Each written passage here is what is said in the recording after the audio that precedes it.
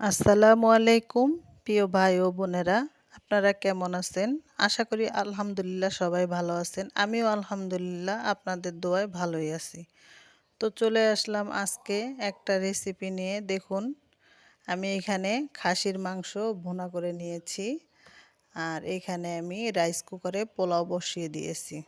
তো মাংসটা আমি আগে সুন্দর করে ভুনা ভুনা করে নিয়ে নিলাম, আর এখানে আমি খাসির রাইস কুকারে পোলাও বসিয়ে দিলাম। তারপরে এখানে উপরে দিয়ে মাংসটা দিয়ে তারপরে একটু কালার দিয়ে দিলাম, জাস্ট একটু মানে সুন্দর দেখানোর জন্য। আমি জানি না আজকে আমি এটা কি রান্না করছি, আমি নিজেই জানি না। ভাই ও বোনেরা, আপনারাই বলে দিবেন আসলে এটা কি ছিল। আমার আজকে তো মনে হচ্ছে এটা খাসি দিয়ে আসলে তিহারি হয়েছে।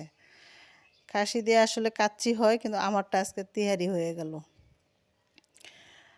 তো যাক, ভালো ছিল অনেক খেতে, অনেক সহজভাবে রান্নাটা করেছি। দেখতেও অনেক সুন্দর লাগতেছিল, আর খেতেও অনেক মজা হয়েছিল। তো ভাবলাম ভাই ও বোনদের সাথেও একটু শেয়ার করি।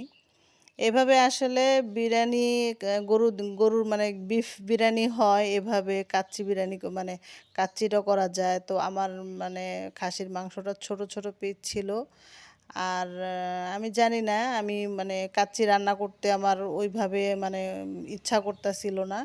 তো আমি আলাদাভাবে মাংসটা ভুনা করে নিলাম, আর এভাবে পোলাওটা রান্না করে তারপরে উপরে দিয়ে সব ধরনের মশলা দিয়েছি, যা কাচ্চিতে যা ইউজ করা হয় সব ধরনের মশলা দিয়ে আমি এটা সহজভাবে রান্না করে নিলাম দুপুরবেলা। তো খেতে অনেক দুর্দান্ত ছিল। দেখুন, কালারটা দেখলেই বুঝতে পারবেন কতটা ভালো ছিল। আমি রাইস কুকারে তো আমি খাসির তিহারি রান্না করে নিলাম।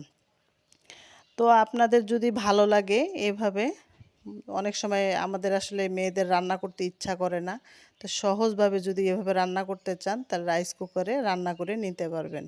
তো আমার রেসিপিটা ফলো করে অবশ্যই রান্না করতে পারবেন। আর আপনারা কে কোথা থেকে দেখতেছেন অবশ্যই আমাকে লাইক কমেন্ট করে আমার পাশে থাকবেন, আমাকে সাপোর্ট করবেন। আপনারা ছাড়া তো আমার এগিয়ে যাওয়া কোনোভাবেই সম্ভব না।